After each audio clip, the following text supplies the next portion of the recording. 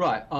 So after the very end of last year, which marks the end of the construction phase, the Tiangong space station phase one is fully operational, which means they will start using the space station as a national laboratory for scientific discoveries and technological development, which means the kind of cargo that's being carried up by this new cargo craft is kind of different from previously.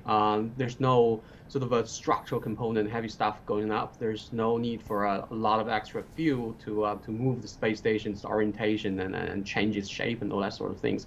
So this new spacecraft is reconfigured to carry more sort of scientific experiments and more sort of creature comfort for the new generation of astronauts, the third generation, who will be going up this year, and the first batch of international experiments will go up there as well.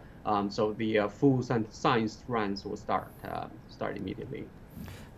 Professor, I'd like to focus a little bit more on the payload of Tianzhou-6. We know there has been an increase. Tell us, what does this change of a payload mean, and how difficult is it to increase even that a little bit? Right. So taking stuff up into space is extremely expensive. Costs millions per kilogram, something like that. So squeezing every extra bit out of it is extremely important and hard. So right now, previously the Tianzhou spacecraft can already achieve one of the highest payload ratio in the world. But now, instead of 6.9 tons of cargo, it can carry 6.4. The entire weight is only 13.5, and the internal room, the space is increased by 20%. So that's tremendous improvements in performance, and they can achieve that because after so many missions, they're now confident that you don't need all sorts of redundancies, extra fuels for extra maneuvers to correct the mistakes.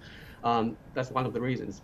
So that's why in the future you might be able to do 3 launches per 2 years rather than 2 launches per year. So that's 25% savings on the cost of going up for cargoes in the future. Thank you very much, Associate Professor Zhang Fan in Beijing.